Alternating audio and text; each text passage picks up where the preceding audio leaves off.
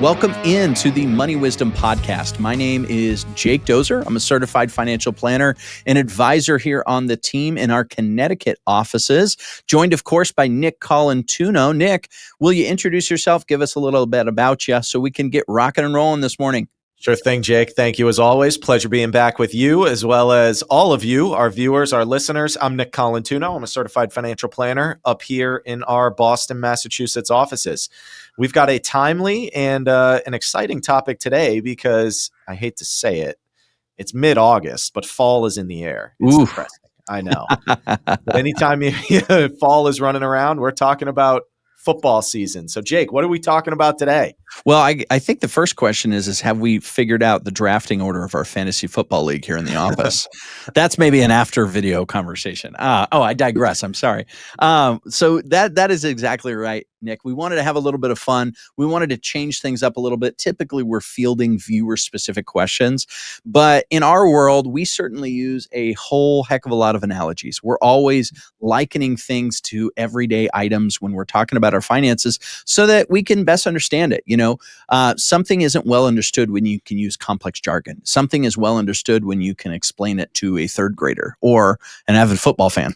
So with that being said, I'll let you insert your own team's joke there. But with that being said, today we have 5 financial strategies that we are going to deliver to you from the NFL Playbook, if you will.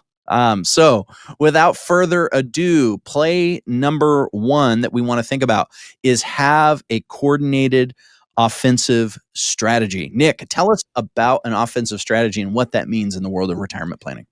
You got to score to win, Jake. You need points on the board, and that's what it's all about. I understand, a lot of the planning that we're doing for clients is saying, look, maybe you have enough. If we know you're going to be okay, why keep playing this game you've already won? But look, everybody wants to know that they're getting reasonable rates of return and that they're getting growth that they need, even in a world where maybe safety is the primary objective. So regardless of what phase of life you're in, whether you're still working and earning and saving and contributing to these accounts, or if you're like many of our clients where all that has stopped and now you're in that preservation mode, we still need a plan for offense. We still need to be getting points on the board.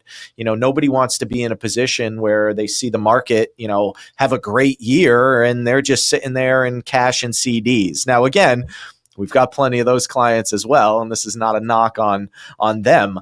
But you always need points on the board, right? The world we live in is getting more and more expensive every single day from an inflation standpoint, and you need to know that your assets are at a very minimum keeping pace with that.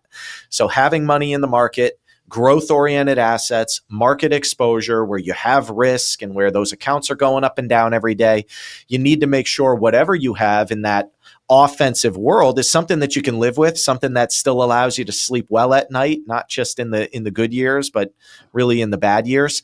So that's what it all comes down to, Jake. All of our clients, they need to be getting points on the board. They need a plan for offense. They need those growth-oriented assets, correct? That's right. And we need to be able to fight inflation.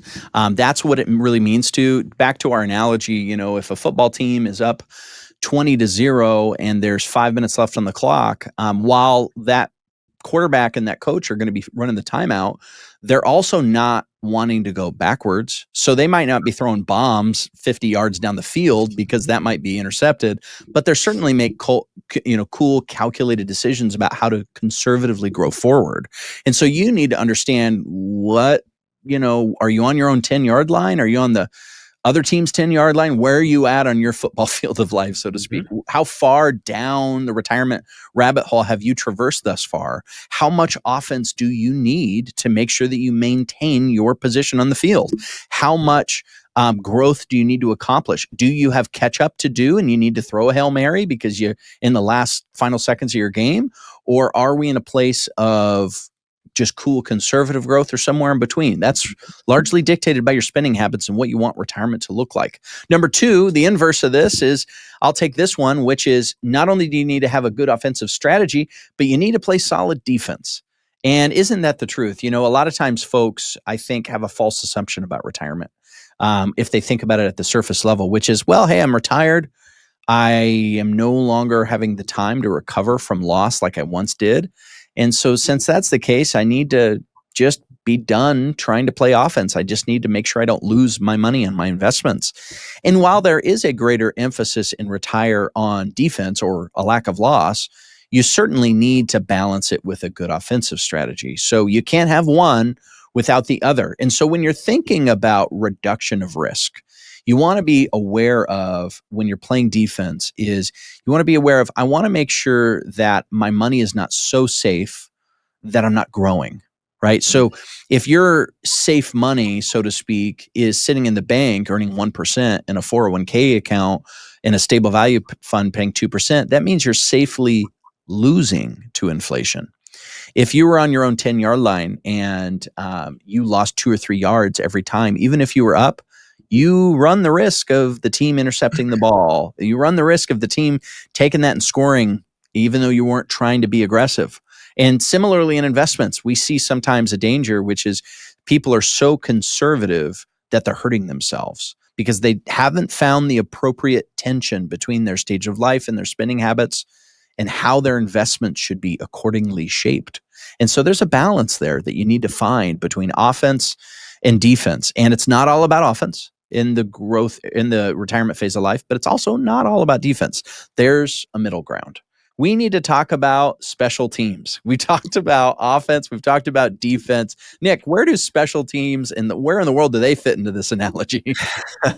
Well, it's just as important as the other three, or That's the other right. two, I would argue. When we're talking about special teams, we're referring in most cases to the specialists, not just having a financial planning team or a team of experts helping you navigate the balance between offense and defense and spending and income and all those other things, but really making sure that you've got teams that are focused on taxes, teams that are focused on estate planning, teams that are focused in the insurance world, insuring against certain risks that you have out there.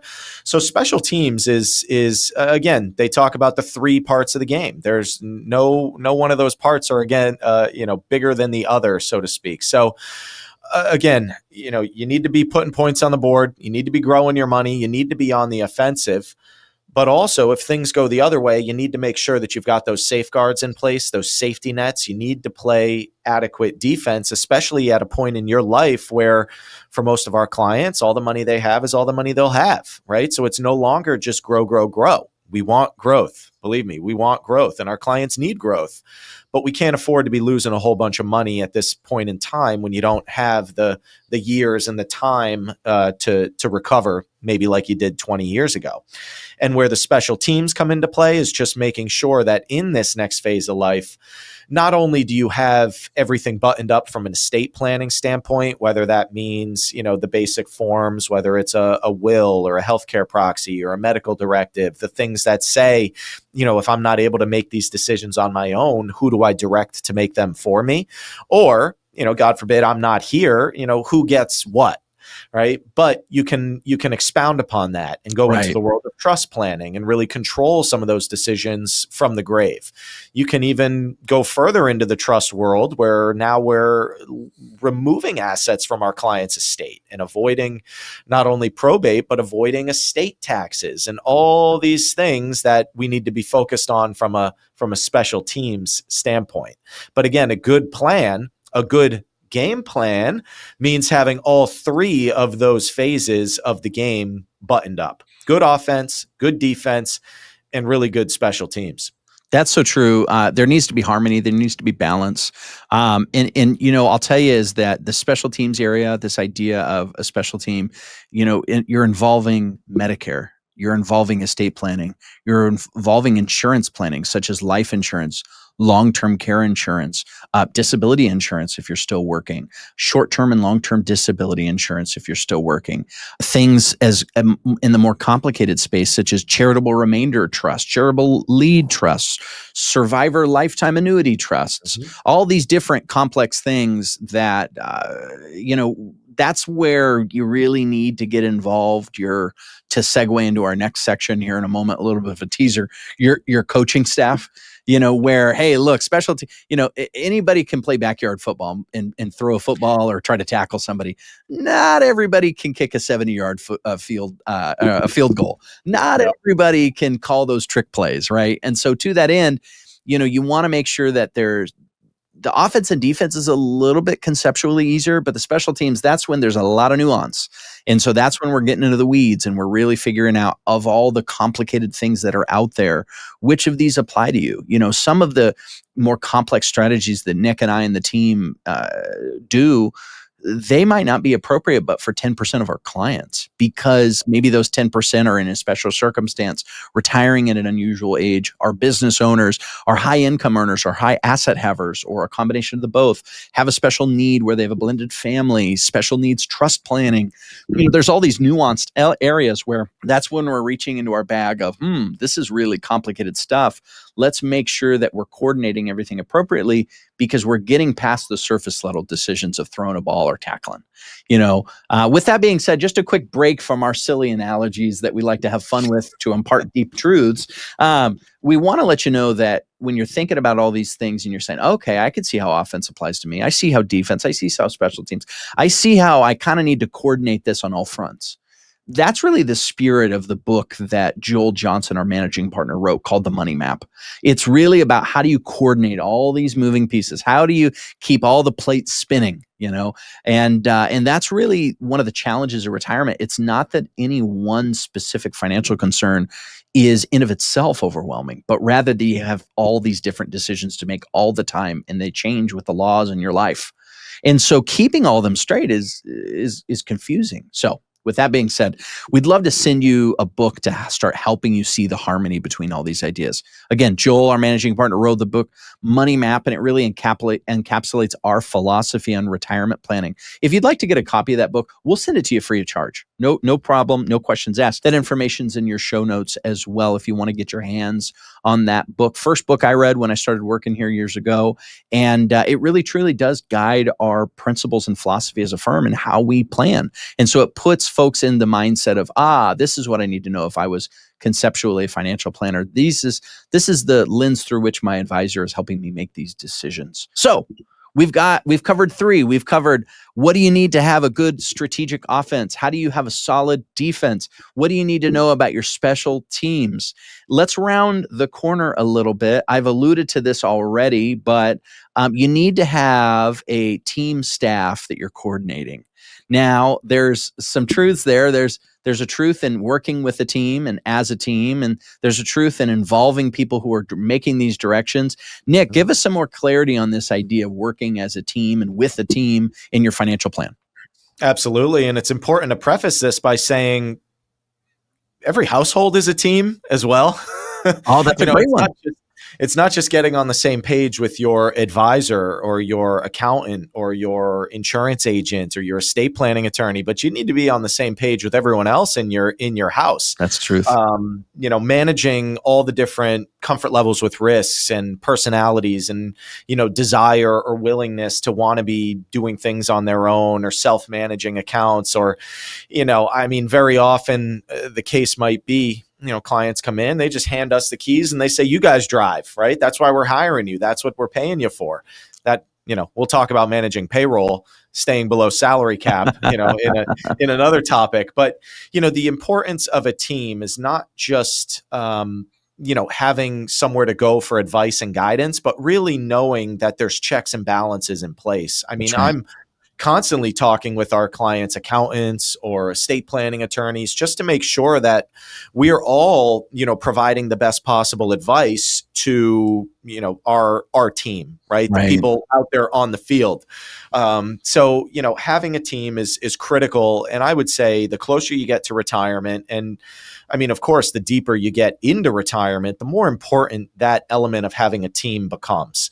We are not just offensive focused. We are not just defensive focused. We are really focused on putting the best possible game plan in place for our clients, whether it's a, rainy day and it's a muddy field and we're going to have to be a little more strategic and tactical, or if it's just a bright sunny day and we're playing in Miami at noon, where there's just no weather concerns and you could just, run and gun and, the economy looks stable and everything looks good. And, we've got a very clear, path ahead of us.